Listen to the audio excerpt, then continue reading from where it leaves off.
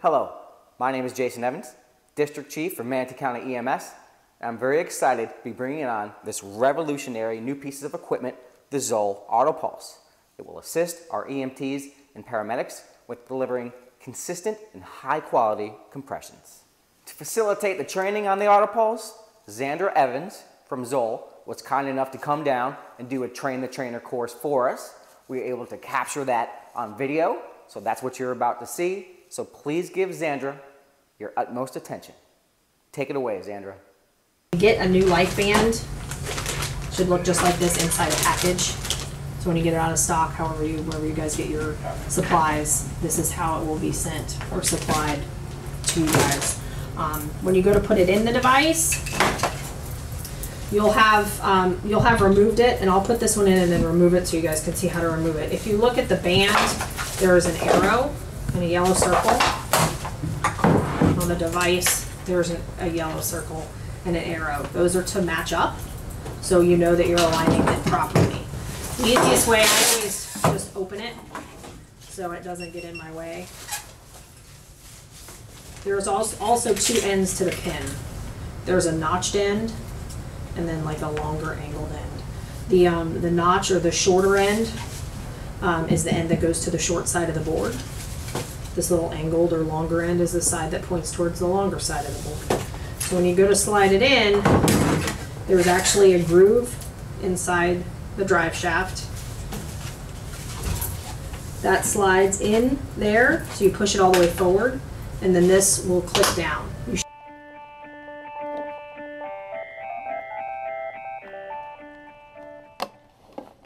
should hear it click. Once it clicks, you know that it's locked in place. I always just give it a little extra twist, because if it's not locked in place, when you're going to flip your device over and power it on, it's going to tell you to reinstall LifeBand. If you don't do that and power it on and know that, when you go to pull it out on a patient, if it's not installed properly, you're going to put your patient on there and it's going to tell you to reinstall LifeBand, and guess what? Either you just have to do manual CPR, or somebody has to do manual CPR and then somebody else has to pull this aside, correct it, and then you can put it back on your patient again. So once that's locked in, there's two little side curtains here that I call them, or those little wings of the device. Here, they snap out. You're not breaking it. Okay? Line your arrow up. You'll snap that directly into place when your arrows are lined up. I'm not used to doing this on an angle. I always do it flat. Hold it if you need to. That will be flat, and then these are designed to just soft click over the little rollers that you see there. And there's one on each side. So you should not see these. If you happen to see these, that means one of these is stuck behind, and you need to make sure that you pull it out to make sure that it's installed properly. Once you've installed a new band, always power your device on. It'll run through its self-check. You should end up with 2 green lights and you're good to go. When you go to take it out, So you should always get those green lights. I mean, if you didn't get the green lights, that means the band's not installed correctly. correct. In this particular instance, there's other ways you can end up with a red light or something, and we'll go over those when the time comes. But any time that you power this device on, it does a self-check. Whether it's after you've installed a light band, put in a new battery, anything that you've done, it does a self-check. You want to have 2 green lights. If you happen to have a red light, if you notice they all come on, if that red light stays on with a green light, you need to read the screen, and it's going to tell you something, that something's not right, essentially. What it will do, and I'll show you guys just so you have it.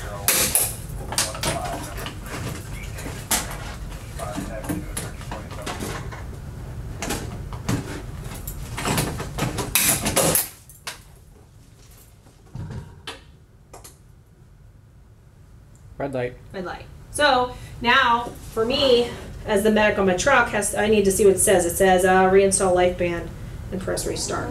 So it's telling me that I didn't install the life band properly. So I need to power back off, lay the device back down, and check the installation of my life band. So what did you do to make it trigger? I pulled it. I unlocked it. Okay, gotcha. That's why it's important that you hear it click and you make sure it's locked in place, because if that is not locked, it'll tell you to reinstall. So, Makes sense. makes sense. Now to take it out, this is where everyone struggles, because we try to either force it or we don't know that that disc moves. So to take the board out, the band out of the board, same thing, you'll just lay it this way.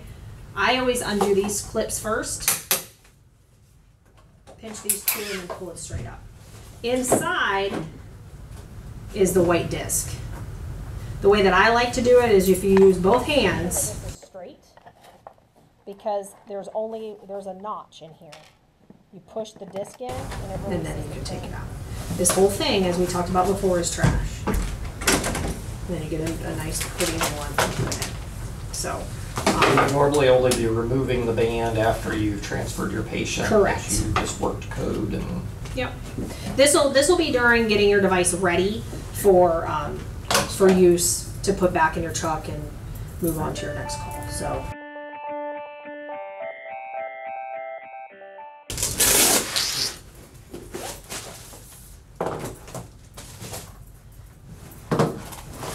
There's a certain way to fold this guy. And the easiest way to do it, and these kind of they're kind of pre-creased. You see there's 4 handles. All that you're going to want to do is in the center 2, in between the center 2 handles. That's all your fold is.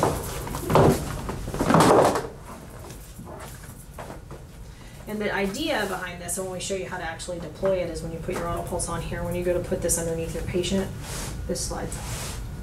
So as long as you know you have a single handle here, you have 2 that you grab here and 1 by itself here. When you go to pick it up, you always want to grab the 2 single handles. If you grab the double, it's gone. Some places like to color coordinate their handles, meaning they put the red or green on the handles that move, red on the handles that don't. It's whatever you guys decide to do or how you want to do it. It's not a bad idea. They just used some type of tape. And this is how your device will actually be packaged. And it's how it'll fit inside your bag.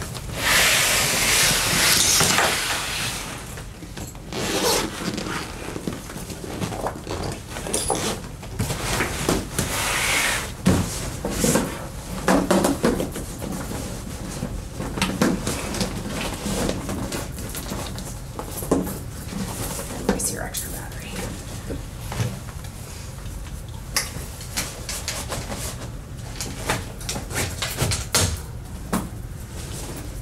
That's how you want your device packaged every time. So then when it comes time to go to your cardiac arrest, or when you get into the living room because your patient's waiting in the back, you have an option. If you're going to the back, you can leave your bag and just grab what you need and leave this, so it's one less thing to get in the way. Or if you end up bringing somebody who's dragging the patient out to where you are, you can then take this out and get it ready and get it set up as they bring the patient to you. So it gives you a couple of different ways. Great idea. And it will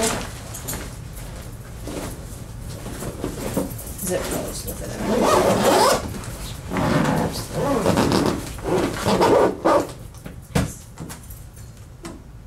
And you always know that this is in the right way. The new bags, it helps because the battery, where the battery fits, there's really only one way, the way they're shaped, but your screen is designed here. To line up with the seat. To line up, yeah. So that's how you'll have it packaged. It'll sit like this in your truck till you use it, and until you put it back that way.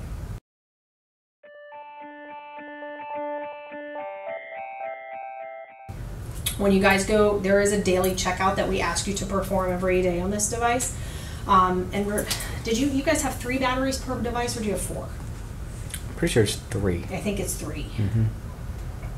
I'm trying to, yeah, it's 3. So your battery rotation, we have the rotation cards. We'll make sure you each get one, and there'll be one with every board as well. There'll always be 1 in the charger at home base.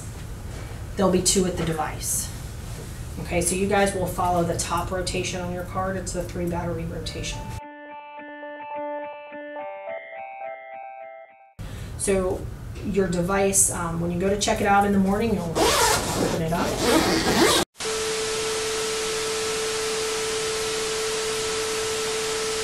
Whoa, hey Xandra. Sorry about that technical difficulty we're experiencing. There's been some sort of odd little creatures crawling around the PSC here lately, kind of messing with the technology, but I don't know. So I'm going to take care of that little part for you that they didn't get to see. And what that involves is your morning checkout of the Autopulse and taking care of the batteries. As part of our morning checkout, we definitely want to go eyes on with our Autopulse, because just like we as medics want to be at the top of our game during a cardiac arrest situation, we want to make sure our equipment is good to go also.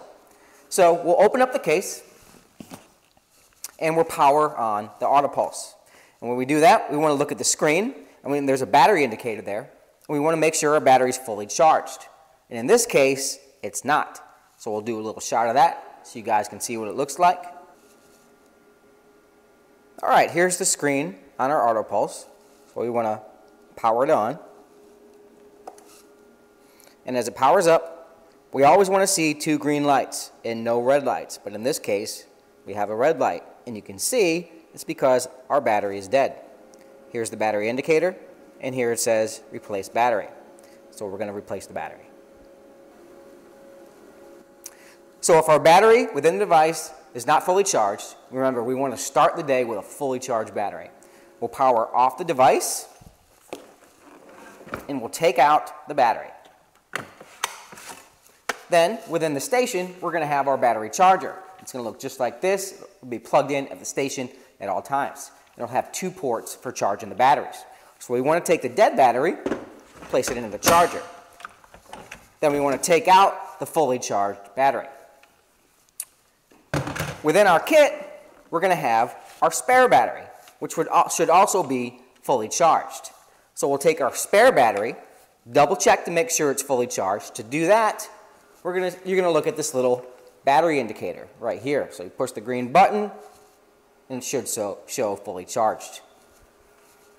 So we want to take our fully charged spare battery, insert that into the Autopulse, then take our fully charged battery that now becomes our spare battery. Now, once we put that charged battery in, we want to make sure everything's okay. So we power on the device, we want to make sure we have 2 green lights, and that our battery indicator shows full. Now once the battery is replaced, we'll power it on. And you can see we have 2 green lights, no red lights, and our battery indicator is full. That's what we want to see. Power the device off, zip your bag back up, and that's all you got to do during your morning routine. Easy cheesy. All right, let's do a little close-up of what it's going to look like. When you change the battery, you have a little metal lever here. You want to make sure that's in the up position. And then there's a little release handle on the battery. Pull that down, slide the battery out.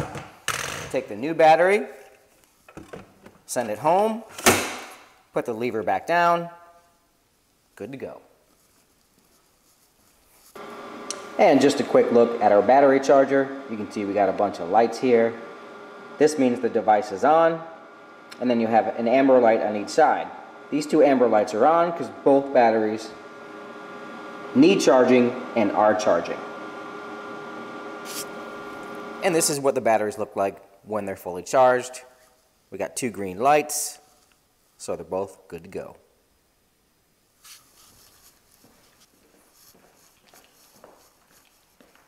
All right, that was good. Hopefully we don't have any more technical difficulties. Let's hear something? What the heck is that noise?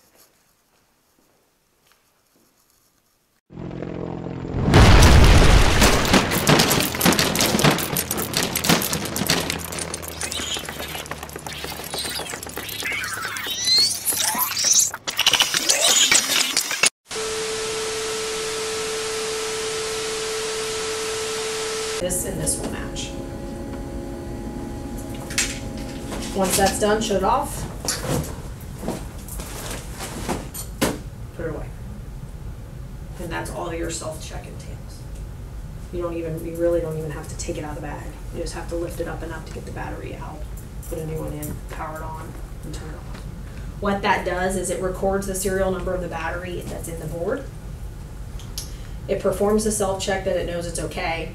And then, like I said, the serial number is there, so if something was to happen on a call or there was an issue, we know we can pull the archive off the device, see what battery number was there, see what happened in the call, how long it ran, if there was any issues. We can pull that and be able to help troubleshoot what the problem was with the board. So it just keeps track of those. And with that, we also know if they're being powered on and off every day and if the batteries are being rotated. It's not meant to be Big Brother in any way. We only pull that if we have to, but we have had customers in the past that have had issues with their batteries or issues with their boards, and we go in there and we're like, well, you complained a battery died, but the battery hasn't been changed in a week. And, you know, there just wasn't maintenance. So we take ownership for what we need to, but, you know, there is a piece of it that we do ask you guys to do, just like anything else that you would check out on your trucks. Excuse me for 1 minute. Sean, hey. I'm squishing. He's squishing. Go over past. Little mannequin. Any questions on battery rotation and daily checkout for the device? It's pretty simple. Is this something that will sync to the tough books? It does have that infrared capability. I think it's with the software. Yeah, right? we can. You're able to get this information into code review to look at it, but I don't think there's a way right now that we can actually get it into your reporting system. If you want to look at the information on the last code that you ran, you can pull it on the screen, and all it will tell you is how long you were compressing, the number of compressions you did, and how long you paused. Do you find that that's useful information for It can be. services you have? Some services do. If they're really big on tracking cardiac arrests and wanting to know like CPR fraction and different things like that, it can come in handy because it will tell you that, you know, if you run a 30-minute code, you know, you can figure out, and they were paused 20 minutes of it, that's a big problem, right? You know, if they run a 30-minute code and there was 2 minutes of pause time, you're like, well, that's pretty acceptable. We can go, you know, it's just, that's where it can kind of come in handy if there was, you know, for any type of QA, QI stuff. Right. And if you want to know that type of information. The thing with it is, though, is after when you run your next code, that's gone. So if you want to get it and record it, you want to get it after that cardiac arrest. Because if you run another one, it's going to be from the next one, and we can't go back and get it without pulling the complete archive off the board, which is doable, but that would be the only way to get it. How complicated is it to export it?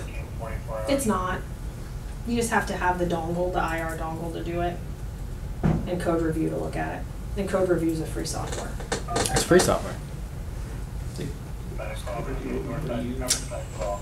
I like that I price. think it is. Free software. So It's a Zoll product, right? Yeah.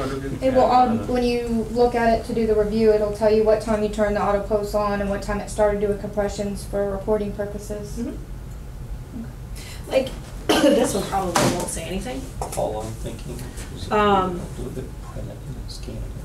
We used it to do some compressions earlier. Well, this says here, okay, so if you go to last patient info, we did 211 compressions over 2 minutes and 47 seconds, and we paused for 38 seconds.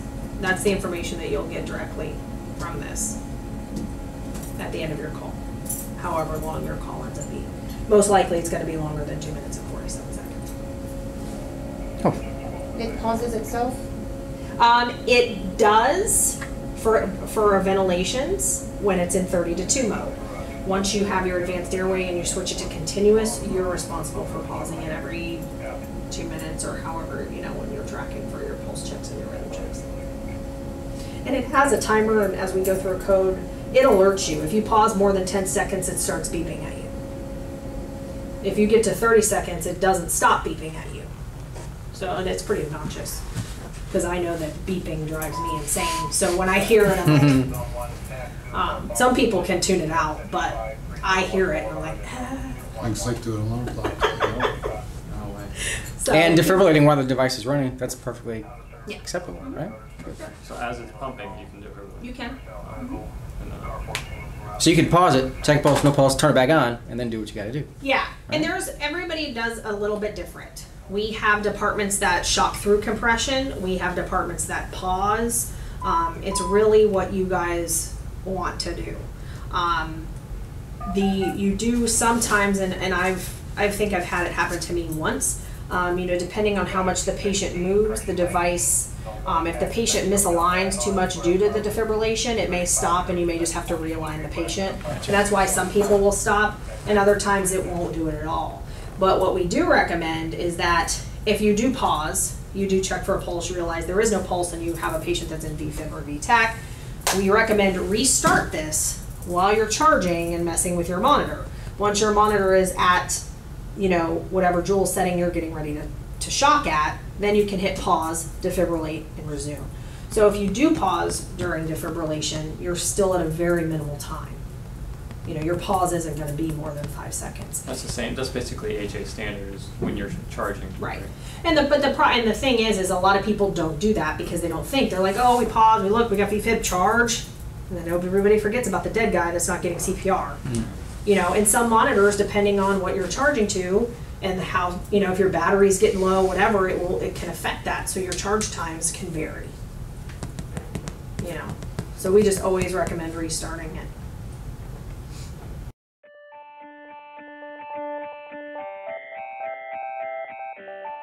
Alright, so we got through daily checkout. You guys saw how it's packaged, and we'll get back to this. Just to we'll go over some of the basics on the device itself. Kind of talk about it. Always have it stored. You always want it stored with a life band. And I'll show you some things that I've found to be easy. And as you guys go to use this, you'll find and pick out, and each crew will probably have little things that they do differently. Buttons and kind of buttonology on the device. When you look at this side of it, you've got your battery bay. You've got this plug here, do not worry about right now. It may come into play later on, but right now it's not active for the device. What's it called? You think you're looking at maybe a 110 cord? Well, no. What this is this is to actually plug your defibrillator in, and so the two communicate with each other. And it will do only compatible with Zoll products. Currently, yes. And it's for synchronized shock timing. So we're using this currently in the UK and Canada. And what we're doing is the defibrillators are plugged in here with the Autopulse. The Autopulse does compressions. When you analyze and you try to determine if there's a shockable rhythm or not, once you determine there is a shockable rhythm, the two communicate to each other. There is no pause, and it determines the optimum time to deliver a shock for conversion. Nice. Because there's an actual true optimum time to deliver that shock, and that's what it does. So it's kind of like sync cardio version, but with defibrillation. Fancy. Yeah, it's pretty cool. But we have the FDA here, so we don't It'll get be a to- while. It'll be a while.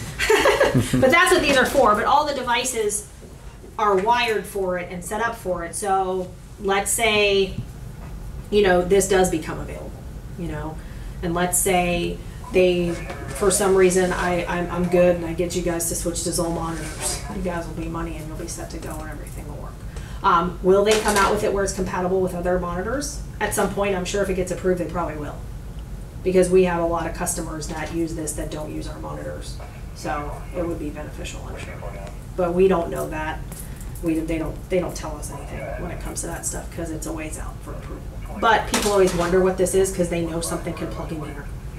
So that's what it is. It's kind of holy. It has to be Yeah, it's for something. the monitor plug, and then this is for the for your defib pads.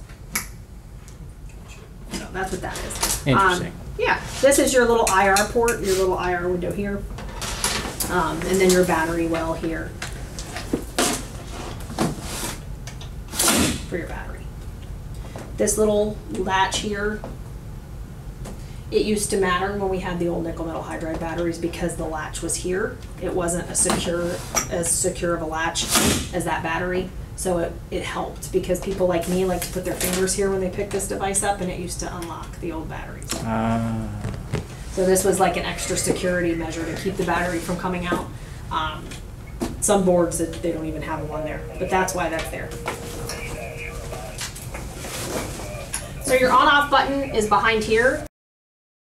This, if you tap the on-off words, you'll be tapping for a really long time because your device will never turn on. Okay, on-off is here. As we said, when you do your checkout, all the lights will come on. You want 2 green lights to stay, and your device is ready to go. The buttons here, you have a green button, a gray button, and an orange button. Your green button is your start button or your continue button. That's what will start the device and operate the device. I'll come back to this button in a second. Your orange button is your stop or your pause button. That button will stop the device and pause the device. It pauses it when you hit it once during compression. That's your pause. That's when the timer is going to start, and it's going to take into consideration how long you're pausing. You'll either want to hit the green button to resume. If you're ending your cardiac arrest, or let's say you got ROSC and you're no longer wanting to compress, you would hit the orange button again to completely stop the device. And then you're not going to have the beeping or any of the alarms. Okay? The gray button has 2 functions. When it's just in this mode here, it's a menu button. And that's where you can view the last patient info and some other things that are in there. When the device is actually working and compressing, it's the mode switch button. The device is defaulted to a 30:2 compression ratio. Does 30 compressions, it pauses for you to deliver 2 ventilations, and then automatically resumes to 30 compressions. Once you guys have your patient intubated and we want to switch to continuous, you hit that gray button twice. It switches your device to continuous mode. It will no longer pause for you to deliver ventilations. It will just do continuous chest compressions. It's now up to you, based on timing, to pause the device for pulse checks and rhythm checks. But you said it does have a timer on it. It does have a timer on the every screen. 2 minutes at that point. Yeah, it won't tell you when 2 minutes are, but you can look and know when 2 minutes are. And when you pause it, it restarts the timer. So if we pause, it'll show us how long we're paused, and when we hit start again, it'll start again, so then you can look again for that 2 minutes. Even when it's in continuous mode, you will be able to listen for a ventilation beep. It does beep every 10 seconds for you to deliver a ventilation. You know, so if you do have somebody that's there bagging, they can listen to that. If you guys use vents, that won't matter, but it is there. And that's essentially all the buttons you have to worry about on this device, so that's pretty simple. When you look at the front of it, there's a lot of pictures, and we put them there for a reason because this Firefighters. Yes. People have put this device on patients upside down, mainly because the bottom of it's round.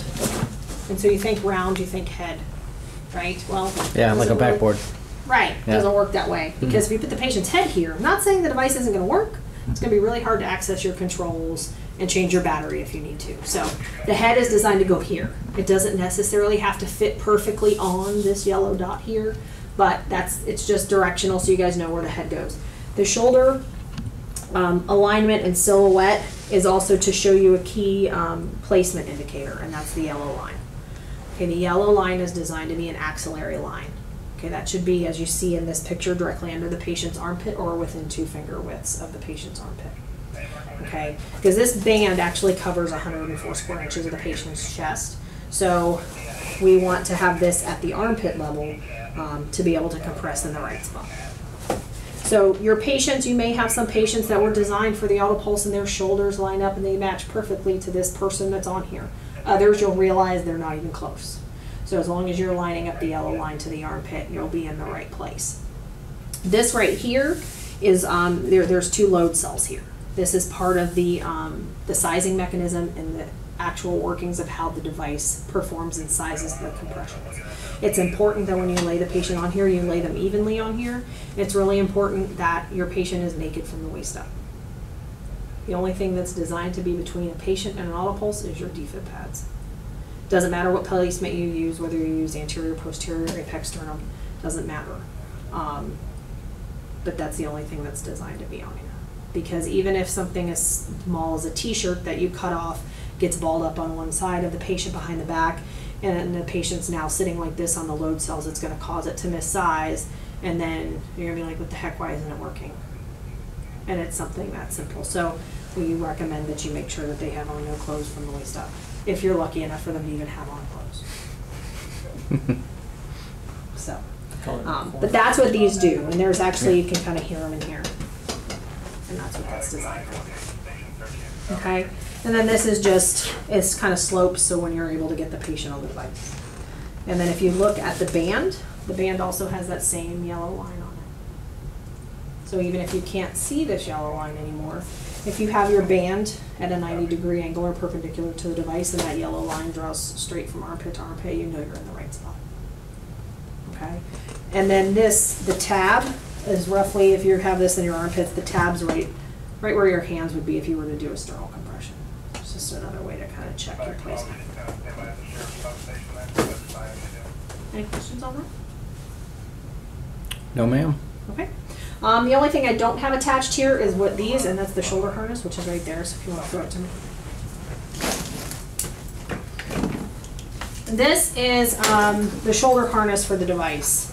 And I always ask people, and when they see it moving, and especially if I don't ever see the shoulder harness, I always ask, well, what keeps the patient attached to the Autopulse? And then they kind of look at you and they say, well, the life band. Well, it does, but how often? 50% of the time, right? Only when it's compressed against. Once it releases, there's nothing holding that patient to the Autopulse. And that's okay if you're not moving and you're stationary. But most of these patients are going to get on the device, you're going to pick them up, carry them out of a house or a condo or something, put them onto your stretchers. From the stretchers, they go into the back of the truck, and then they're stable again, and then they come out of the truck and they go in the ER, so they move a lot. And so these are designed to secure the patient to the Autopulse. I leave them attached, mainly because if you don't, they're forgotten.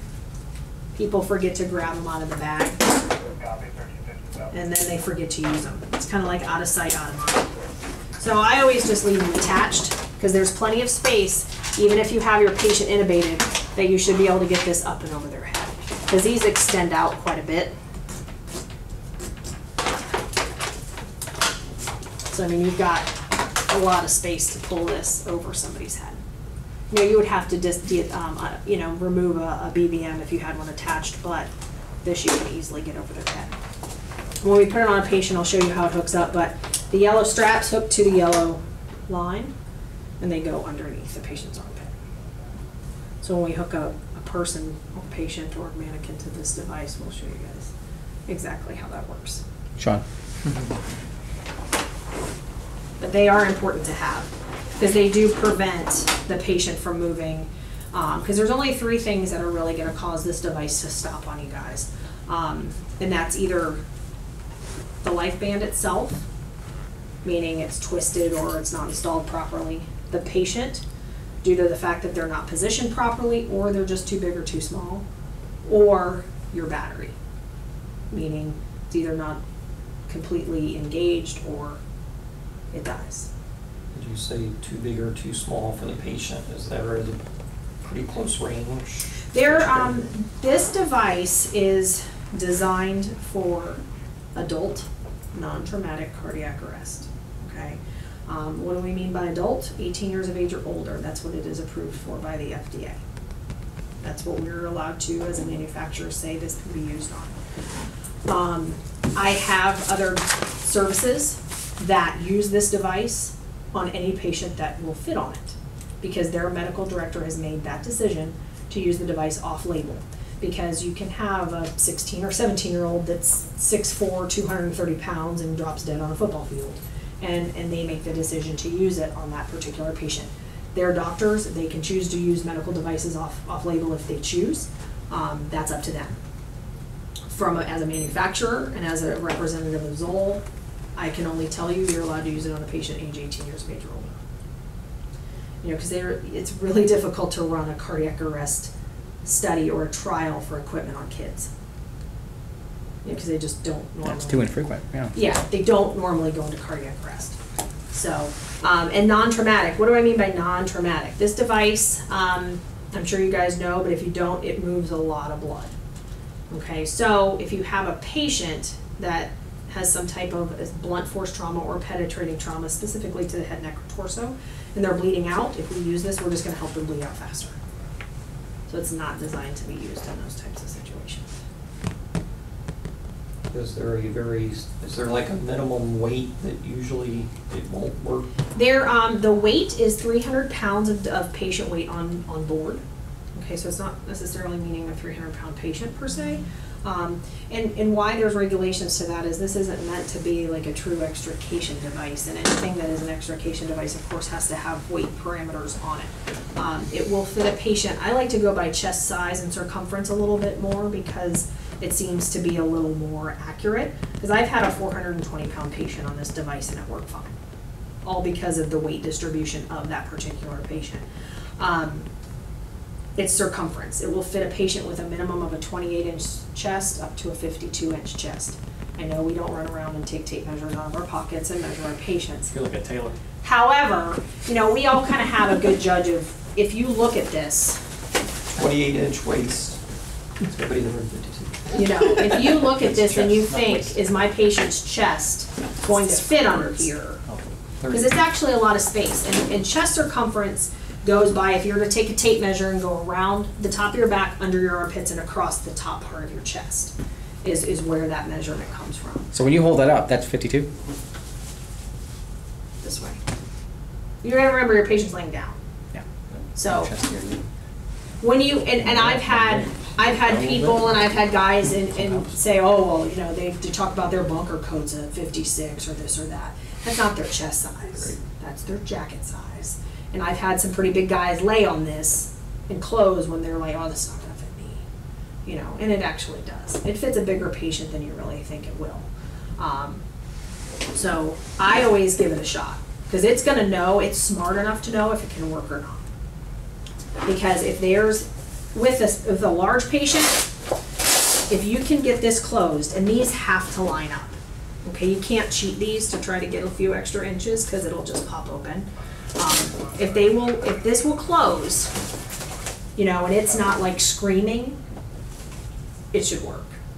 You know, if it's screaming and there's no slack for it to be able to retract and release, it's probably not gonna work, okay? But it knows, so if you hit start, it'll attempt to compress, and it's trying to find a 20% displacement of the chest, both anterior and posterior. That's how it knows it's doing its optimum compression. If it can't get to that, it will stop. And even on the small end, when you have a small patient, usually what it does is it retracts all the way down, and it's gonna stop because it can't retract anymore to be able to compress. Or it'll retract all the way and it'll attempt to compress, and then it can't because there's no more band for it to pull anymore because it's all retracted and hasn't even met the patient's chest size. So it knows if it can or can't. What did you push to make it retract? The green button. The green button? Push go. I Yeah, as soon as you start. put it on, you hit it once, Yes, it that's sizes, and then you have to hit it again to start. And we'll go through how to do that. It makes sense to keep them retracted all the way in when it's being stored. I don't recommend that Why? because it Not can ready throw to an go. error device. It can throw an error code. So just leave it well. Yeah, because you don't want, because what's gonna happen is if it is all the way retracted and you power it off, Is there more button? It's gonna be that error code already. you start with an error code. If you hit the green button again and then retract it out. does it What go you away? have to do is you'd have to then pull this all the way out, hit the green button again, and clear your error. So either way, you have to step in there. Now, whether you have it retracted or not, you just step. Yeah, the problem is what happens when some people, when they store it retracted, if you don't remember to extend it, and you just open it and then put your patient on here, and you pull unevenly from either side, you're gonna offline your drive shaft, and then you're not gonna be able to use it. I think what she just said is a very, very important component of that. If you get that drive shaft offline, you're done for that call. It's easy to realign, but you're not gonna be able to do it on that call. Did she get the thing off? Yes. Before we walked in? Yes. What are we doing wrong? Everything. I figured was it out. really I quite figured it simple. out after you left. I'm sure. Yeah. I figured it out. There's while I the- left. We'll show you. There's a little thing you have to. I don't even store mine Velcroed. Because I store it this way. Are you looks worried about nice. just compressing it, Ange? You don't Well, want it big just- floppy? Yeah. You just want it nice and neat. Yes. Yeah, I Well, get it. OCD. remember Yep. Give it too, up. when you go to move this or take it out, you're also taking it out cradled in the soft stretcher, so it does help to keep it. I also have somebody that literally takes a backboard strap and clips a backboard strap over it so it doesn't fall. Like the little orange It's not a ones. terrible idea. We got the little disposable ones. The disposable backboard straps. Right. I just don't recommend keeping it compressed because somebody, not saying you or there's gonna be one person that's not gonna pull it out all the way before they start and they're gonna misalign that drive shaft.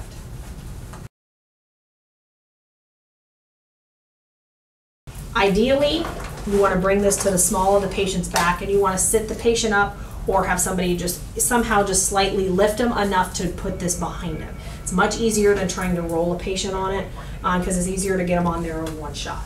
We've made sure his shirt's off. We're gonna get him up here. We're gonna align him. We want that yellow line directly under his armpit. Somebody's powered the device on. Pillow side to patient or the one that says number 1. Pillow side to patient. I Okay. like that. Number 2 goes on top.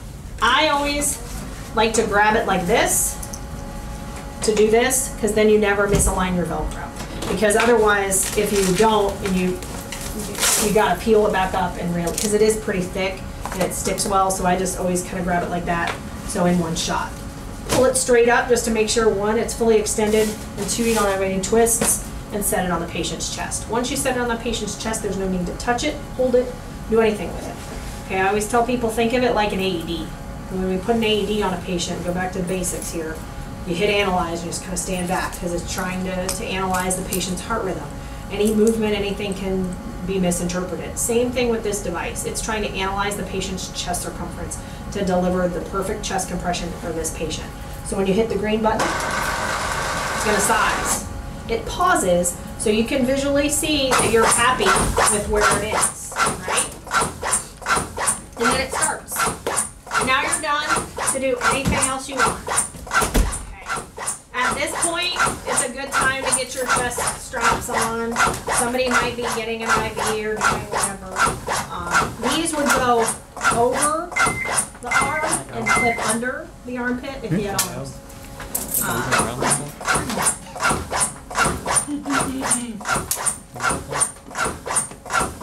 You have to always do it while it tighten pauses. your yellow straps first. Buddy.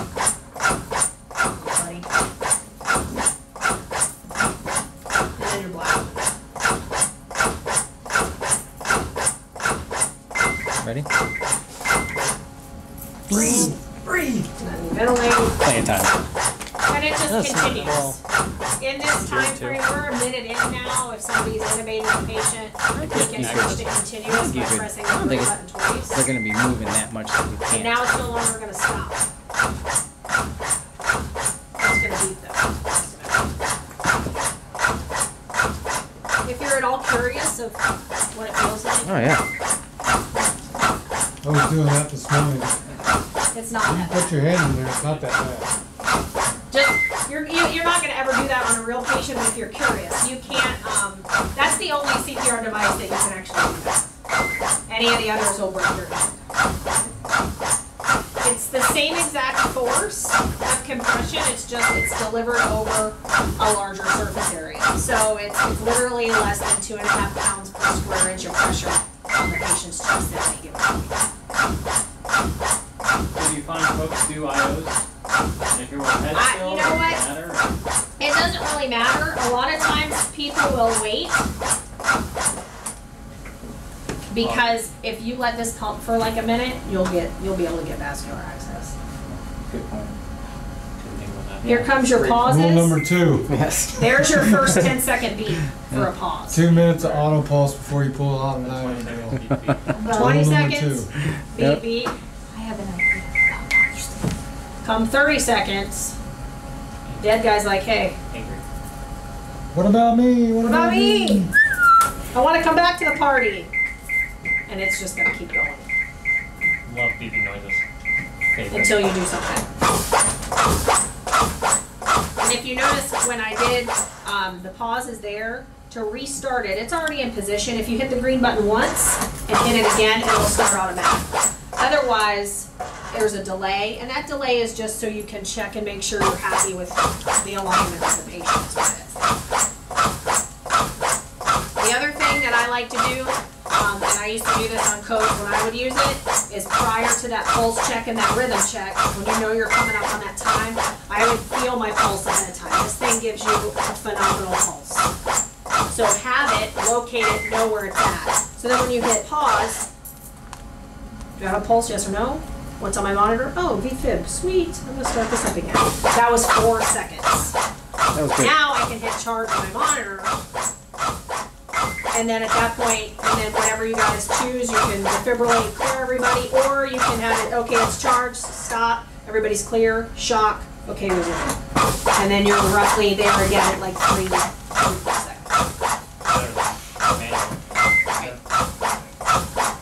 And then it will just, and then every time, anytime you hit pause, your timer resets.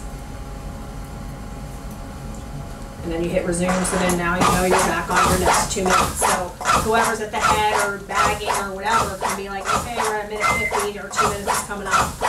You know, however you guys choose to coordinate your codes, you know.